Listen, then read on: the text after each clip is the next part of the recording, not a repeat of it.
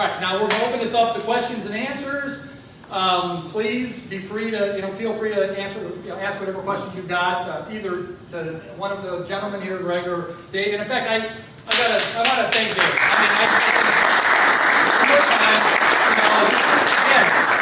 I think you'd all agree. This is the kind of candidate, we really want to promote. And if any of you guys are interested for running for board in Westlake, come see me afterwards. I can help you maybe, have some idea about, what it might take. And I ran in 2011, and believe me, it's work. It was interesting.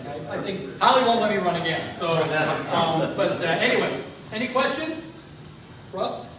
I guess it always amazes me that salaries are the elephant in the room. Okay, in Westlake, maybe it's 85%. So I guess I've got a number of questions, maybe two. First question is, in your experience, has any teacher's salaries been cut?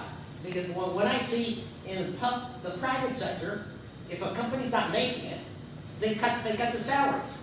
But in the public sector, that doesn't seem to be happening. And I think the school board is scared of the union. They're frightened. Well, to answer the question is, I don't know that it's completely unheard of that's never happened, but I don't know of a specific example where there's been a true cut. Now, there are cuts and increases, and that's usually, in government, a cut. It's not all cuts are created equally. There are cuts in growth, and that is usually what is portrayed for public consumption as being a cut. But frequently, it's not a real cut. For example, you'd have to have a cut in the base. If you had to cut in the base, do you cut in the steps? Do you lay off the steps but have an increase in the base? Those are all the kind of questions. You have to have, so is it ever a true cut? I don't know off the top of my head of one. I'm not saying it hasn't happened somewhere, but it doesn't happen often. And it certainly doesn't happen in good times. The only time that could ever even remotely happen is usually when the bottom falls out and there's disaster looming. So there's two things. There's a statute that limits cuts. You can only do it in very special circumstances. Emergency? And it's got to be an emergency. Oh, really? But in negotiations you can do that. But otherwise, it has to be an emergency, and there's some very specific cases. I think it's only been attempted like 3 times in very few lawsuits. There are cases in the courts about it. But in Westlake, you did have a pseudo cut. I'm calling it a pseudo cut because the negotiation 2 years ago is what they did. What we did in our district is we had a freeze, a complete freeze on the steps, and so they were not moving up the steps at all, and a freeze on the base. So that teachers today are making the same amount as they were 3 or 4 years ago. But in Westlake, that was proposed apparently, and they decided, well, that wasn't fair because then the people at the top would still get the same money, and they were already stepped out. But the people that were supposed to get their steps up, they would be denied that. So what they did is they backed the whole thing back for 1 year. So they moved basically everybody was gonna the scale was going to be backed up. So the first year people were going to go back, except they would still get to take their step. So people at the first part of the pay scale would still, even though, move to their next step, and they got a pay raise, a smaller pay raise than otherwise they would have. So instead of getting like a 5% pay raise, they only had a 2.5% pay raise for going the next year. But the people at the top actually took a pay cut of 2.5%. So, and that lasted for 1 year, and then in Westlake, and then the next year it was a pay freeze, from what I understand. I have one more question. Okay. Did you ever consider, because it caused me great pain that with the elephant in the room, we're cutting pencils and we're cutting busing, we're cutting the 15%. And I hear, well, we have a contract with the teachers to say, well, let's go back to the teachers and renegotiate the contract because of the fiscal problems we have in Westlake. Did that ever come up, and what about that? So if it's in the middle of a contract, you can't you can go to them and say, we want to renegotiate, but they can say no, because they've got the Well, contract. I mean, you could ask. But when it's, but then when you get to the point when it's time to negotiate, as it is now in Westlake, then all those things can be on the table. So you start, you do layoffs. You can do layoffs anytime, but then as far as talking about pay cuts, yeah, you could propose that will be a fight. It might lead to a strike. We got very close to strike. Strongsville did have a strike. point. It was a bad strike. All strikes are bad. Have there ever been any that have? No, some are worse than others, but Yeah. no, there's no such thing as a good thing. So, and as far as good being, people are angry with each other, and people fight, and people get nasty. So that's what I mean by bad. Nobody dies. One thing, I just wanted to piggyback on one thing, which is there's an interesting broad policy implication here too, which is we're talking about collective bargaining agreements and how things are structured. Well, they're structured with base and steps and all the things that both Dave and I were talking about. But there is a broader question as to is that the right way of doing compensation for teachers in the first place? Now, you've heard there's a buzzword in some sense, but there's the concept of merit pay. And it's something that I think Buckey Institute thinks. How you get there, what exactly is merit pay? Well, merit pay is in the eye of the beholder at some level or another, and it can be very, very according to different perceptions in different parts of the state and jurisdictions.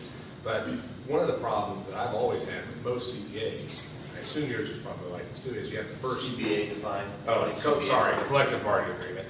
But you have last in, first out, which means that if the younger teachers are the first ones who get cut. And so when you do have to do layoffs, sometimes you have to lay actually more people off because you can't lay off the people who have seniority, even though they're the ones who are getting compensated more. And now, look, ostensibly they have more experience and they're in a different stage, and you wouldn't necessarily want to, but there's limited flexibility for superintendents to be able to say, hey, this particular teacher may have been here for 15 years, they may not be cutting it, they're not. We've got this new whippersnapper that's come in who's doing a really good job, we don't want to lay them off. I've always thought that's a fundamental unfairness in how collective bargaining agreements operate.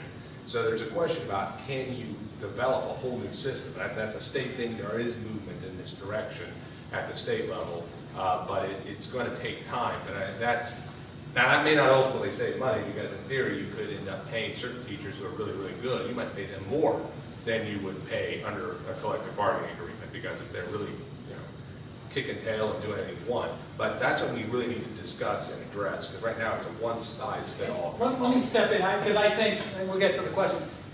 It's important to understand, Dave can agree or disagree, I think that the Ohio statutes favor the unions, the collective bargaining statute. And one way to empower school boards to actually have more authority and more ability to negotiate agreements and have more flexibility is to update the statute. And that is where our representatives come in.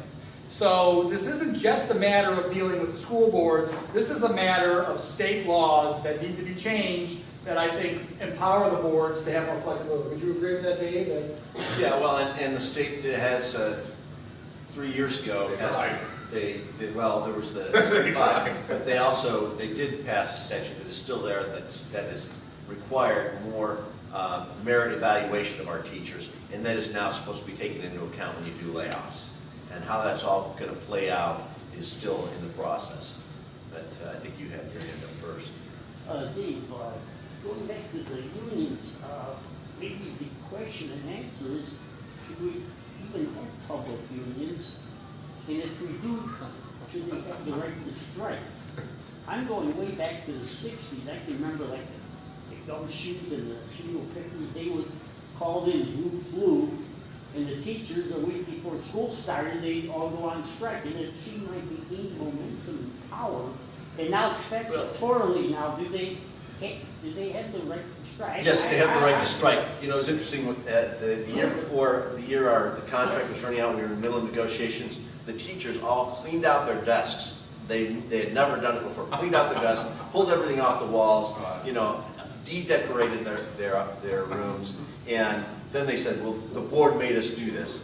We're going, what are you talking about? The union told you to do it as a leverage against us, and so the parents are all going, what's going on? What's going on? They're going to strike, and so, I don't know why they're taking it down, but so another game that people play. But anyways, so the answer is yes, they have the right to strike. Now that you're right, that didn't always exist, but that is now in the Constitution. How did it go into effect? Because in the old days, teachers had guilds, the police had the little, what do you call it, and really, they weren't really unions. stay with the Dills and, Yeah, well, there are unions now, that's life, unfortunately, that we would, until it gets changed, and as we know, SB5, they tried to change it, and it failed. I'll tell you how it happened. It happened in like 1983, when there was a very unique set of circumstances where the state senate was controlled by Democrats for like the only time in the last 30 years for one general assembly. Richard Celeste was governor, and Vern Wright was in the middle of his 20-year speakership, and the House was Democrat. So it was all one party in this particular case. And this isn't necessarily a partisan issue, but in this case, there was a unique confluence of events, and they ramrod it through public second. Now, there's a very big distinction. Look, the Buckey Institute, back when Senate Bill 5 was going on, we thought that made sense as a public policy decision. I think there was a lot of mistakes that were made in the effort. There were many mistakes made in terms of how it was presented, and in some cases, some of the language was probably not quite the way it should have been. We're on the record. We've been out there talking about right to work as being something that Ohio should consider, which doesn't do anything to get rid of unions, or anything like that, nor should it. What it does, though, is it gives it recalibrates the power relationship that there is. But the fascinating thing about public sector collective bargaining is, if you really think about it, and this may be a controversial statement, probably not in this room, but in some places it would be a controversial statement, but it's an inherent conflict of interest. Unlike the private sector, where a union can negotiate with a business, but the business has to make money in order for the business to stay in business and keep those jobs that the union then needs to pay people dues. In the public sector, that's not the case. There's no profit motive. There's nothing there. They can go and they can push. They put money into the levy campaigns, and sometimes they put money into who they get elected on these boards as well. And they certainly can run negative things about people who are more pro-taxpayer. And they do it with ultimately taxpayer dollars, because it's all funneled around through the fact that taxpayers are paying employees who are then paying union dues to the unions and then cycle it through for political purposes. There is I always like to say, when was the last time you got to hire your own boss and then negotiate your pay with the person that you said, and if you don't give it to me, I may get you taken out in the next time, you know what I mean? I can fire you because I have the power to do that. That's what they do in a certain sense. And so there's a real problem. We need to address that. That's a big labor issue. There's a number of policies that can happen there. That's outside the scope of this levy, but I would argue that public sector collective bargaining is one of the biggest cost inflators at all levels of government, but it's particularly pernicious at the local level. And when locals complain about all the cuts from the state, various other things and stuff like that, I say, well, a lot of local officials were upset because of funding cuts, both to schools and to some of the other funding cuts. Well, there's a little bit of crocodile tears because most local public officials weren't out there defending Senate Bill 5, and they lost some flexibility when they did that. So I think we need to have a conversation about that in the future. We have a lot of teachers in Westlake that are at the high end of the scale because of their tenure. There's a new policy for their pensions for the 30 years. I'm of the opinion that we're going to lose a lot of those teachers based on that new policy. Can you explain that? And you think that? Sure, the retirement plan is changing so that if they wait another year or two, then their retirement won't be as rich. Which, by the way, when teachers retire, they're generally, at that point, they're millionaires or multimillionaires because of the value of that pension. It's somewhere between, I think, $1.5 and $2 million in value when they retire at 60 years old. So, I'm not going to. So they're doing just great when they retire, and so as a result, a lot of them are choosing to retire now if they can, as opposed to staying on. Now they can also do rehire as well if they want, and if the school board chooses to rehire them, and you have a policy in your contract here in Brecksville, your collective bargaining contract for rehiring teachers, and it's specific in there how they would do that. Not requiring them to, but allowing them to. And so as a result, you are going to see that average pay here in Westlake go down because you will have fewer high-end teachers and you'll be hiring new ones. So you'll see that average come down, and which will make it less expensive. It will save some money in the district. Does that answer your question? That answers part of my question, but I also want to bring up another point. When we were talking about, the double dipper, I happen to be a Republican that believes in the capitalistic society, that if you do something illegal and earn your money, you're allowed to make it, just like somebody that's spent 20 years in the military, I think they should be allowed to take their retirement and go get another job if they want to. And so my point is, if we could get a good superintendent that's double dipping and lower our cost for that person, okay, and get a good tenured person as opposed to some rookie that's coming out of another school system that doesn't have superintendent experience, and we're gonna have to train him and pay him more money, or her more money. I think it makes sense to get the experience. You mentioned that a little bit in your comments. Well, I think. And the only, and let me Yeah. share something now. The only thing we're losing is SDRS may not have as many millionaires then.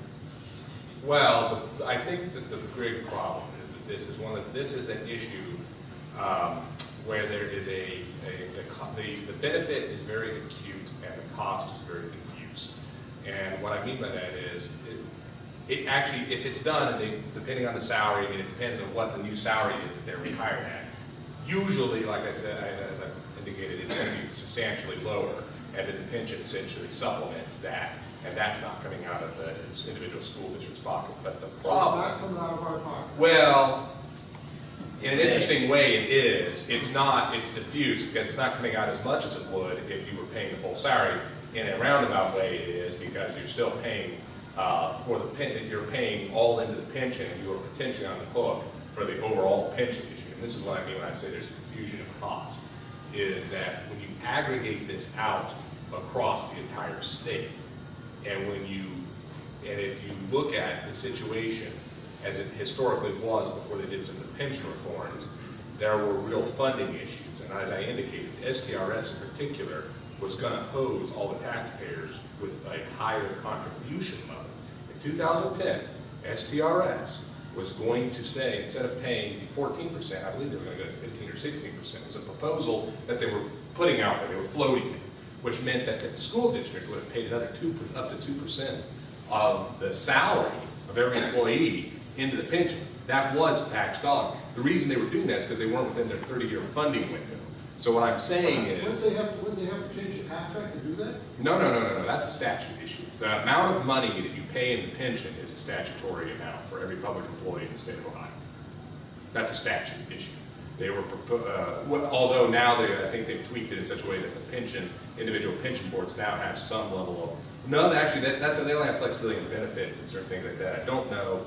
They may be able to increase now, which they didn't used to be able to do, increase the amount the individual contributes. But the amount that the employer, which is the local government entity, whoever it is, city, school, what have you, that's always been in statute. So they were trying to get an increase in what the school district would put towards it. So if you had a $70,000 a year teacher and you paid 14%, they wanted you to pay 16%. Now they didn't do it. It didn't happen in case it got elected. We had a totally different reform package. It happened. But my point is, they were going to do that to deal with a funding shortfall issue within the pension system. The double dipping issue does actually, we aggregate it out, have an adverse impact on the overall solvency of the overall pension system. So while it may be good for your district right now, it may over time, if every school district in the state, and every local government did it, well, SDRS, it wouldn't be every local government, that'd be PERS. But if every school district was doing it, then you could have a problem with the funding. And they already had such a problem that they almost put you on the hook for more contributions once before within the last 5 years.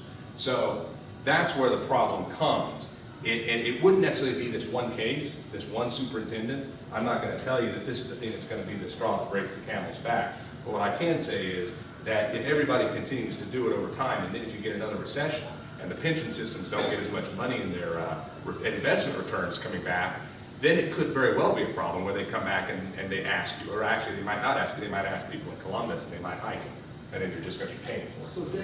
when they negotiated that 2% decrease in salaries for the teachers in the last contract, that helped us with the pension that we had in front too.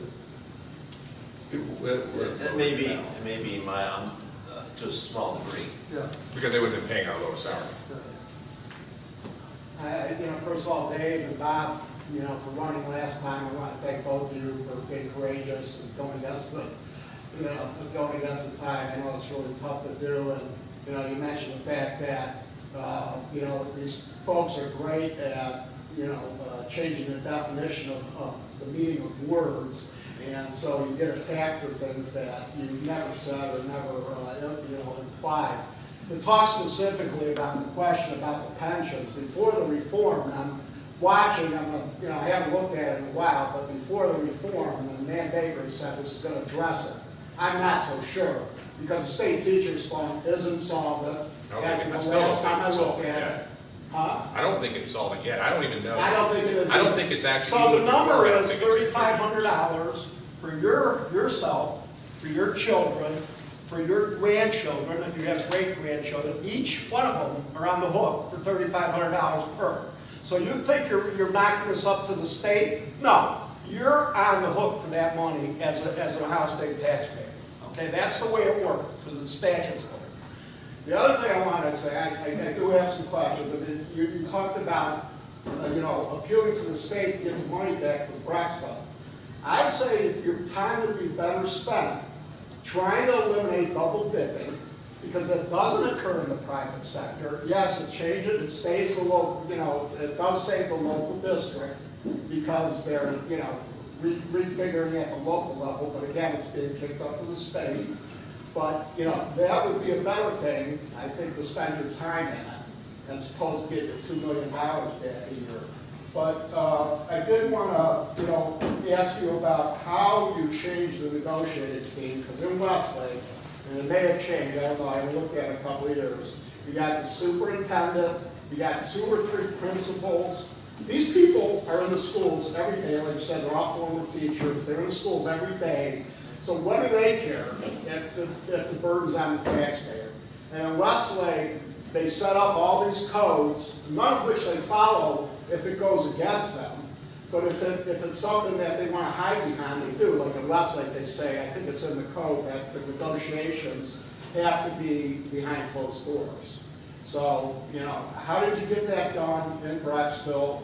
So you got the superintendent off the team, and, you know, please, at least, you know, tell me that much.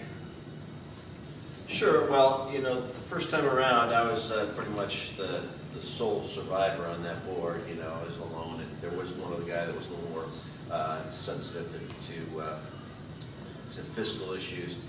I discovered one of the things that really helps, if you just, even as a sole board, a lone board member in the minority, just asking questions. Why are we doing this?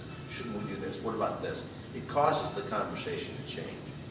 But before I was able to get those changes done, I had to get a majority on the board, frankly. There were some other guys that ran on the board that saw things the same way I did. And then we got on, we said, you know, we got to change the way our conversation is going. And we talked about this.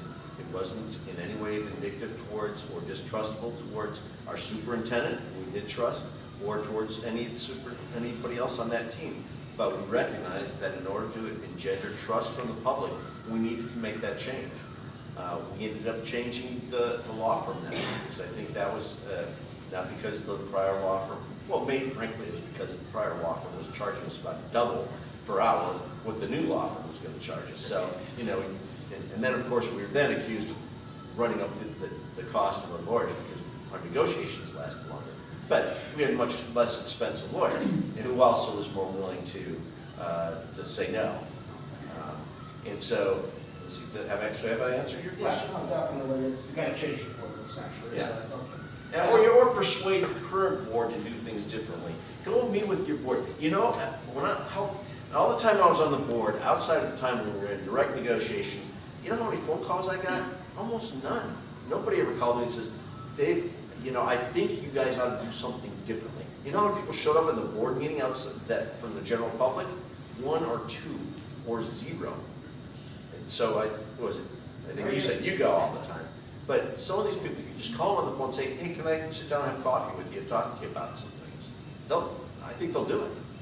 Yeah, and one thing I'd like to, you know, when I ran, one of the common attacks against me when I was challenging the way things were occurring was, well, you don't understand how things are done. And you know, there's this institutional momentum. They do things the way they've always done things, and nobody will think creatively about it. This is why when I say, what about using, business techniques? Oh, we can't do that. Explain to me why. They could never give me an answer. They just said, it's not a business. Well, businesses know how to cut expenses, they know how to encourage good employees, they know how to recruit employees. Why are those not applicable to a school district?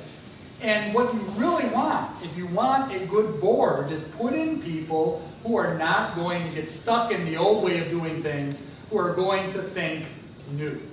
And, business people, you certainly don't want to, necessarily elect people who are already through the system and pretty much, that's all they know. And so that's something to keep in mind, and that's why we're asking, anyone, business community guys, anyone want to do it, let's do that. Because new ideas. Dave went in there, he started asking, why do we do this? And I'll bet you, most of the time he couldn't answer it. Sometimes there were good reasons, sometimes it was, this is the way we always do it, that type of thing, And you want to challenge it. I want to ask about this levy.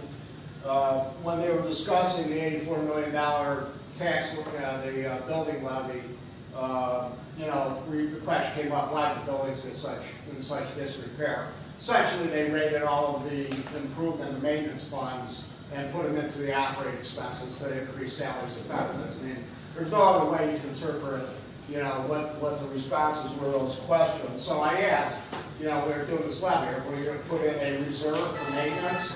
Which typically, anytime you build a new building, anybody's going to do that. When you're borrowing money, the lender would want that.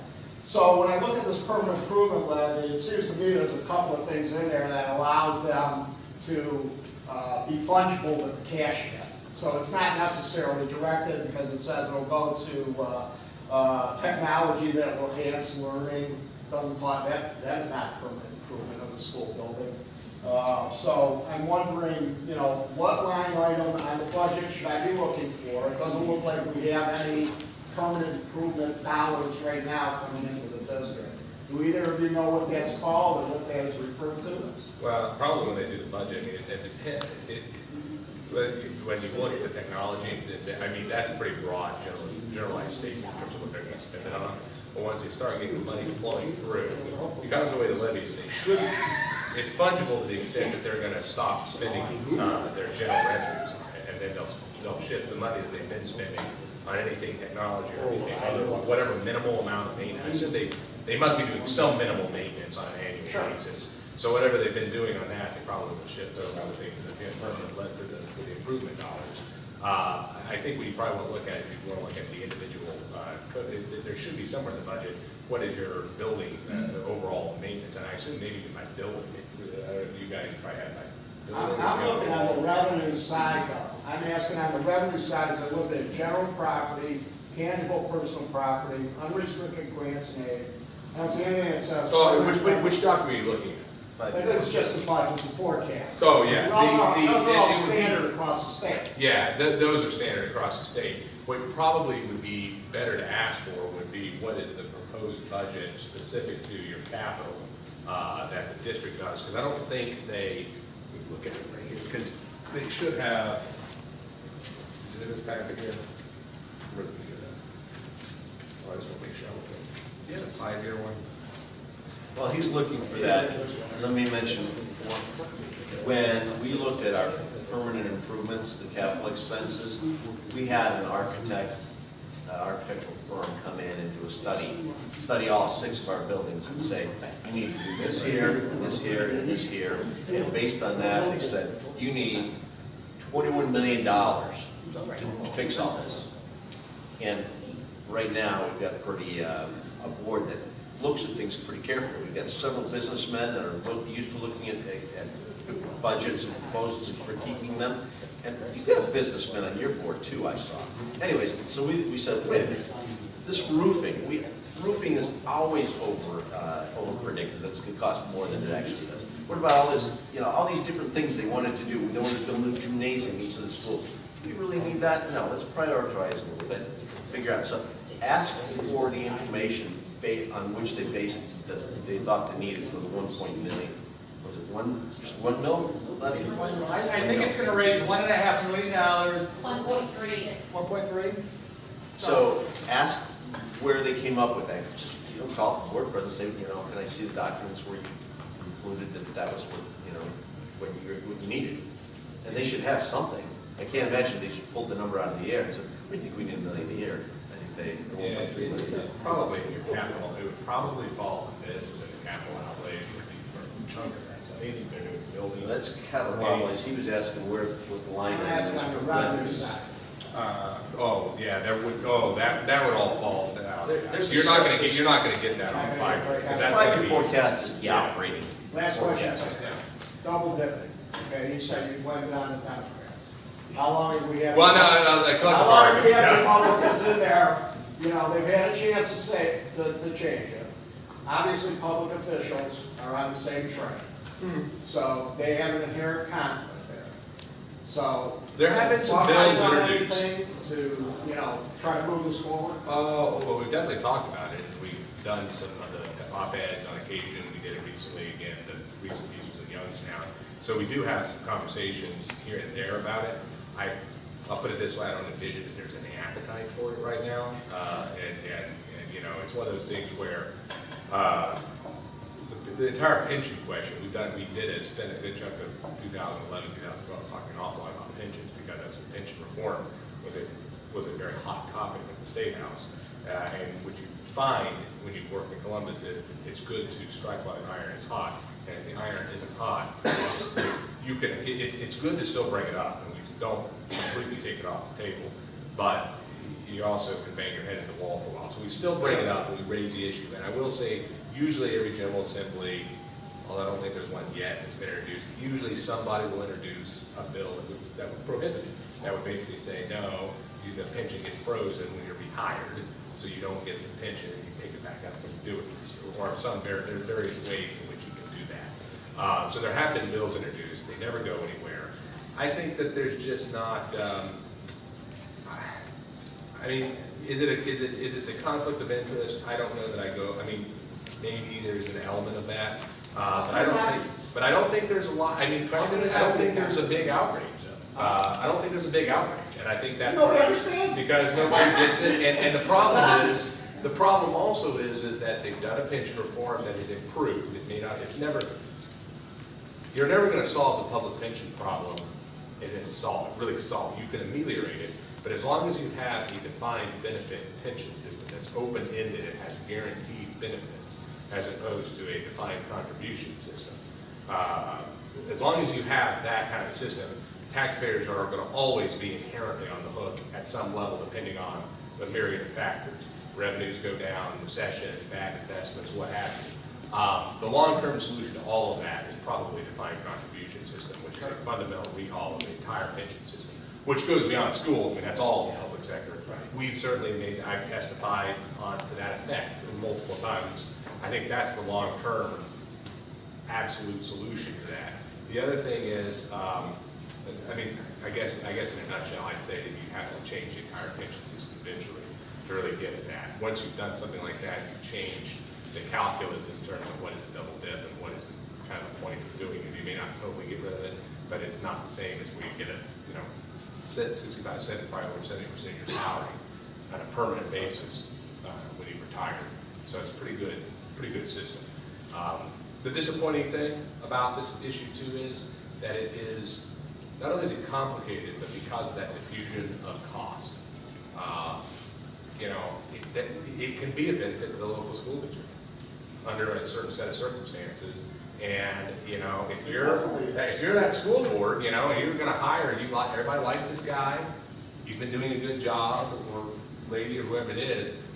It's hard to say no to that when you're actually going to get that talent for cheaper for your guys right now. I mean, it is a powerful argument. Because Big Brother State's. No, But the problem is. Nobody's indispensable. Well, no, I don't don't disagree with that. What I'm I do saying. the job for 20 grand. But what I'm saying is that it sometimes does, it is difficult to get people to say this is a serious issue because it's this amorphous concept of, the pensions aren't funded. Well, what does that mean? Well, they're not making you pay 2% more on the taxpayer side if you have to change the pension thing to cover those shortfalls. Well, people don't realize it, they don't understand it, they don't really appreciate the fact that ultimately, they don't see it because it's all embedded in what they're paying on their property tax and all their other taxes and stuff like that. It's just, it's hard to pull it out and say, this is what the cost is to you. Well, the Many of these underfunded for just state teachers, as of mid-year 14, was $40 billion. 11 million people in the state. It's $3,500 per every. Well, by the way, I also want to bring out that another problem, not to get too wonky on this stuff, but one of the problems with pension systems is the funding shortfalls that they have are based on really good rates of return, discount rates. So if you lower the discount rate, you actually elongate or make that budget gap, the deficit much bigger.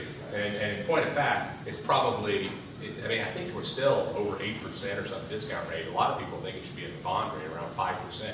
You do that, I don't know off the top of my They head. lowered it to 685. You know, it certainly should be at least about 1.5% to 2% lower discount rate, which means that the underfunding is a lot bigger than they've even acknowledged, which is another problem with pensions around the country. Not just here in Ohio, but it's a universal problem with public pensions in particular. We are the third lowest in the county in tax rate in Westlake. Third lowest in the county in what? In our tax rate for schools. And we're in the top 10%. Is there any place in Cuyahoga County or that is a better school system or a better rating than that? Well, I'm not sure that I understand the statistics that you're citing. The bottom 3%, can I? No. I think he's saying that we're, as a tax rate, we're low, the district is lowly taxed, but they're relatively high on the performance index in terms of the academic outcomes. Because Westlake is the 11th, oh wait, hang on. It's, where's the PI scores? There's a PI score here. Right now, it looks like we're squeezing blood out of the turnip. We're 64th in the state.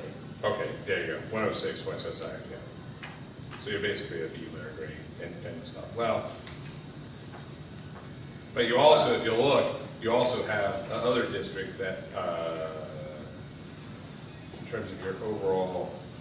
Well, I don't know what this is measuring. Third lowest in what? In the percentage per, on your house or? On the millage. Or what? What? On the millage. For tax, for the goes to the school. Well, you know, keep in mind, millage is different in different places. Depends on the So your property. millage is 1 mil equals what, 1.3, 1.5 in your district. In ours it's 1 million. In others it's only 700,000. So, but I don't have an answer for you because I don't really know your finances here. Isn't that more of a function of the value of the property? Yes. Commercial, industrial? Yes. So if you have a community like Independence, a lot of office buildings, their millage is gonna put in a lot more Yeah. Yeah. money. And if you haven't done, well, not anymore. It used to be if you had industrial plants, it was a big deal because there was a specific tax that would come to you. But that's been phased out. That's actually another issue. Yeah, and But yeah, it's the property value. If you, in some rural districts are doing really well because of the shale fracking and things like that, because that's been boosting certain land things. So things that used to be didn't have a lot of land value or perceived value. Now that's up to the property value. That's actually been creating a bit of a problem in the current budget because of some issues. But yeah, it depends on that. So I think it depends on that metric. But I think there are some other districts here that, I mean, in Cuyahoga County that perform better, but I'd have to see what their property tax base was. But let me tell you, money isn't the answer. I'll tell you, here's a great story. Number one school in the entire state performance index by a full point higher than anybody else is a school called Columbus Preparatory Academy. That's a charter school. I used to be on the board for that charter school. And let me tell you, they don't get nearly as much money per pupil as they do in Westlake or practically any other public school because charter schools don't get this property tax levy anywhere across the state. So I will just submit that money isn't the be-all, end-all in terms of the determination of whether there's good academic performance out there. If it was, I'm hard-pressed to think why the top-performing school in the state Yeah, but is a charter school. The other day, you're comparing apples to oranges because you don't have special needs. Well, they are required to take special needs kids. Charter schools? they're Yeah. They don't have as many, but they're still required to. right. Because they are a public school. But frankly, charter schools pay their teachers much, much less. And I don't know, I'm not sure that's good policy when their teachers get paid $20,000 instead of $40,000 to I mean, $80,000. it's a debate. I'm not saying it's good or bad, I'm just saying that's a big difference. Let me tell you a fun fact about your contract with your teachers. So, years ago, somebody thought it was a good idea, in this whole idea of, if you can't give us money, give us language. So they said, the teachers union said, well, how about this? You collect our union dues for us. But that way we don't have to bill our people. You guys have all the billing system all set up. You can just bill that and collect it for us. Just take it right out of their paycheck. So they never see it. Well, you know, it's $1,000 a year. So if you sent them a bill for $1,000 at the end of the year, they might go, wow, that's a lot of money. But they never see it. So anyway, so that's it. Then they say, well, you know what? And also, everybody else who's not a member of the union, we want you to bill them for it, to just take the money out for them too. And if they have to, and they have to pay for that as part of this, you know, their fair share. But then if they want to get what's not their fair share, a lot of the dues, as we all know, goes towards lobbying and for other things besides just negotiating. And so if you as a teacher say, well, I want that money back because only $100 is for negotiating, well, you have to go fight with the union, and if you go fight with the union, you're going to be in trouble. So nobody does it. So, but now that's embedded in the contract that we collected for everybody. And when I first got on the board, I said, that doesn't really seem right to me. And because I didn't know that it was there, and I said, I think we should negotiate that out. I said, we'll never get it. Go on strike. Get it. So anyway, so that didn't happen. I didn't make that change. Here's another little fun fact for you. This probably shows how naive I was before I got on the board. I saw all these teachers out coaching football and basketball and softball and volunteering for art clubs and all these clubs. And I thought, these teachers are so nice. I got on the board, there's this supplemental schedule. What's the supplemental schedule? Oh, that's what they get paid for being coaches and club advisors, etc. Wow, they get a lot of money for that. So, you know, that's how naive I was. And so, and I don't know if all you know that too. So on top of the $76,000 they get for as the average, they get another, some of them get another $5,000 to $10,000 for all the other things that they're doing. So, and that's, I'm not saying they shouldn't, but it was just, it shows you that they're well compensated. Well, there's another issue, and sometimes people find this, again, a controversial point, but, you know, I know that, you know, there's a lot of professional development data in this report and everything like that, but there is a couple of months a year where, for the most part, most people aren't, they're not working for 2 months, you know, most of June and July and things, and August and things like that. So if you annualize the full salary, you've got a different equation too. It's just something that can be considered. Thanks, folks, for coming. Thank you.